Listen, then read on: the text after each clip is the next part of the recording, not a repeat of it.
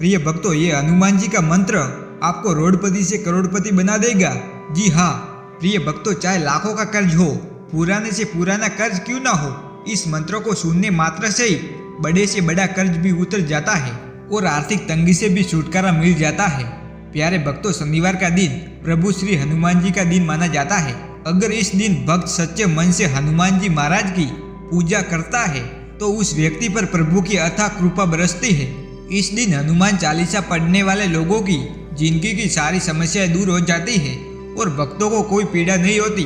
प्रिय भक्तों, कहते हैं कि अगर सच्चे मन से हनुमान जी महाराज की पूजा की जाए तो बड़े से बड़ा संकट भी यूं ही दूर हो जाता है। प्रिय भक्तों, आज हम आपको जो ये मंत्र बताने जा रहे हैं, इस मंत्र के 108 बार जाप से हनुमान जी महाराज बहुत जल्द प्रसन्न हो जाते हैं और भक्तों की सभी मनोकामनाएं पूर्ण कर देते हैं। बड़े से बड़ा संकट और बड़े से बड़ा कर्ज भी इस मंत्र को सुनने मात्र से ही खत्म हो जाता है। प्रिय भक्तों, अगर आपको धन की बहुत ज्यादा कमी है, आपके घर में पैसे नहीं टिकते हैं, पैसों की कमी के चलते काम बनते बनते बिगड़ जाते हैं, बढ़ते कर्ज से परेशान है, तो प्रिय भक्तों आपको आज से ही इस मंत्र का जाप करना शुरू कर देना चाहिए। प्यारे भक्तों, अगर आप समय की कमी के चलते इस मंत्र का जाप नहीं कर सकते तो आप पूरे दिन में किसी भी समय केवल 10 मिनट का समय निकालकर अपने मोबाइल पर ही इस वीडियो के माध्यम से मंत्र को सच्चे मन से 108 बार सुन लेना है। प्रिय भक्तों, केवल 1 महीने के अंदर ही आपको इसका प्रभाव खुद दिखाई देने लगेगा। वही कभी जानबूझकर इस मंत्र को बीच में ना छोड़े। जब आपके पास इस मंत्र को सुनने के लिए पूरा समय हो तभी सुने, अन्यथा इस मंत्र का लाभ नहीं मिलेगा। तो प्रिय भक्तों, आइए बिना टाइम वेस्ट करते हुए इस मंत्र को अपने मोबाइल के माध्यम से कम 108 बार सच्चे मन से सुन लेते हैं। ओम नमो हनुमते आवेशाय आवेशाय स्वाहा। ओम नमो हनुमते आवेशाय आवेशाय स्वाहा। ओम नमो हनुमते आवेशाय आवेशाय स्वाहा। ओम नमो हनुमते आवेशाय आवेशाय स्वाहा। ओम नमो हनुमते आवेशाय आवेशाय स्वाहा। ओम नमो हनुमते आवेशाय आवेशाय स्वाहा। ओम नमो हनुमते आवेशाय आवेशाय स्वाहा।